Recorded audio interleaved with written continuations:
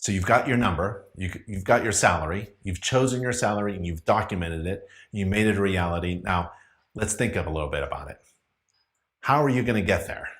Well, you have to charge people for your service, and it has to be a fee that's profitable to you. It can't be a fee that just covers your expenses. It has to have some profit in it. So, are you charging enough to make a great living? Is your inspection fee providing you, let's say, a 15 to 20, 25% profit margin? Do you know how to determine how to get that profit margin? Do you even know how to determine what to charge so that when the phone rings, you know that this is profitable? Right? If you're answering your own phone and you're doing a home inspection and you're in the living room and your phone rings, right? You gotta have to answer that phone. That's okay.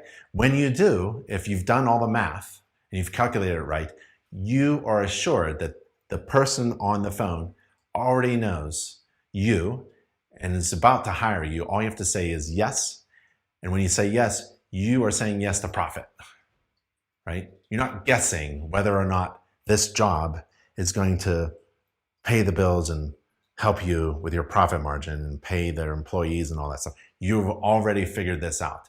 There's no guesswork. It's terrible to answer the phone and try to sell someone on a number that you're just making up. Now all you have to do is just say yes.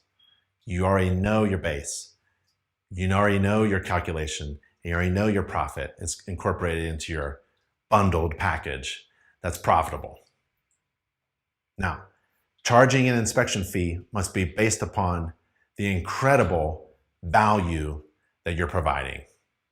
That's the goal.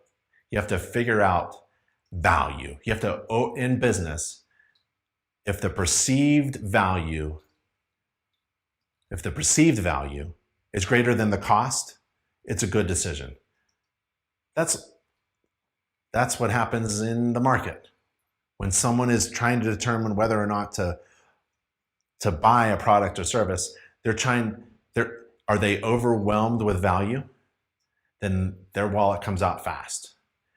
If it's not too sure if the value is worth the cost, then you have a problem with your business. Then your client is going to hesitate. Like writing a great inspection report. What is the purpose? One of the purposes is when someone reads my inspection report, at the end of the inspection report, at the last turn of the last page, they're fully convinced that I'm the greatest home inspector in the world, and they have no hesitation in hiring me to do their job. That's why I like to give my inspection reports out, especially to the listing agent, the agent for the seller, because I already have a client for my home buying client is my current client, but every seller is also a potential client, right? And the value that I put into the inspection report, it's a great inspection report, but the ultimate goal is to get another client.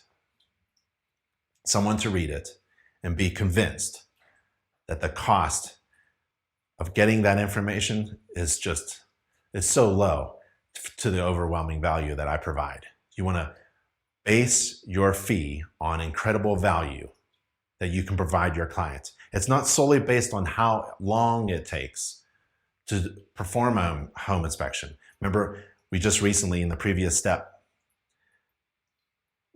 compared a successful $1,000 a day home inspection day, minute by minute, right, to what you are doing. And that is not, the value isn't based upon the minutes. A profitable fee isn't based upon the actual time it takes to do the inspection and the cost of paper and the cost of ink. It's not even based upon your competition, what they're doing. It's actually based upon the value of the information that you provide. And the more valuable the information is, the higher the fee that you can demand. It's like shopping for watches. If I go to a store, let's say I go to Macy's and I go to the men's department and jewelry is there and the watches are there, and there's 1,000 watches. On the left, there are watches for like $10, and on the right, there are watches for $1,000. What is the actual difference? They all do the same thing. Just like all home inspectors, we all do the same thing. We all perform a home inspection according to a standards of practice and write an inspection report, and we all inspect the same stuff. All 9 systems. What is the difference between the $10 one and the $1,000 one? It's the perceived value. It's telling me at the same time, but if the features over here and the look and feel of the watch over here for $1,000 is better to me, is more valuable to me, if I perceive it as more valuable, I'll bring out $1,000. I would never buy a $1,000 watch, but you get the idea.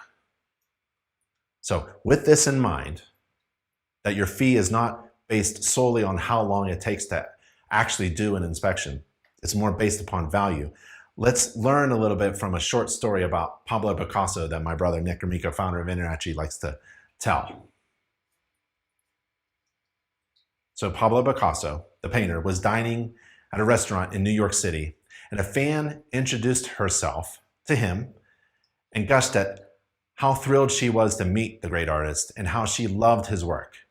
And encouraged by this polite acceptance, the fan begged, "Oh, Mr. Picasso, would you draw me a sketch?" And Picasso grabbed a paper napkin and with a pen promptly sketched the waiters passing ice creams.